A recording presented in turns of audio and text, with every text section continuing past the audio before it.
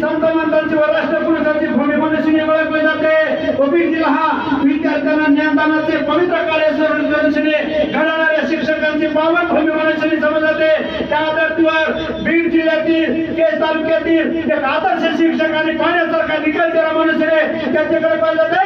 ते सन्माननीय महादेवजी केंद्रे सरांच्या माध्यमातून विद्यार्थ्यांना ज्ञानदान करीत असताना गेले 35 वर्षापासून ज्ञानदानाचे पवित्र कार्य करून विद्यार्थ्यांना त्यांनी या महाराष्ट्राच्या सरकारी नोकरीला मिळवले आणि देश सेवा करण्यासाठी सैनिक घडवले। कारण विद्यार्थीच हे आमचे दैवत अनुसरे माझ्या सहकार्याच्या माध्यमातून आम्ही त्यांना ज्ञानदानाचे पवित्र कार्य केले आणि शिक्षण हे वाघिणीचे दूध आहे हा उतरता हेतू मनाचे वागून त्यांना घडवले।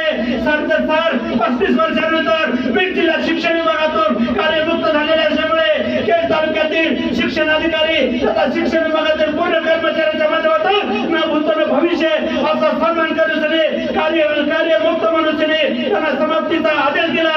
सर आपण जे अत्यंत शांत संयमी व शिक्षण विभागातील महान वीर मनुष्याने आपल्याकडे पाहिजे आणि आदर्श शिक्षण म्हणून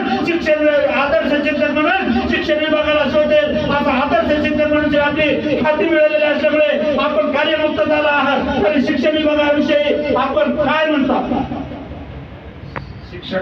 शिक्षण हे पवित्र वाघिणीचे दूध आहे आणि जो प्राशन करेल तो गृहोपदेशावर आला नाही असं ज्ञानदानाचं कार्य मी गेले 36 वर्ष करत आहे।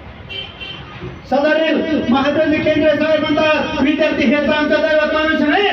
गट शिक्षण अधिकारी गट विस्तार अधिकारी आणि माझ्या शिक्षकाच्या माध्यमातून विद्यार्थ्यांना ज्ञानदानाचे पवित्र कार्य केलेले आहे आणि भविष्यात देखील माझ्या परीने जे मला घरी जाईल ते घरी अशी पण त्या लाईन माहिती देताना सन्माननीय आदर्श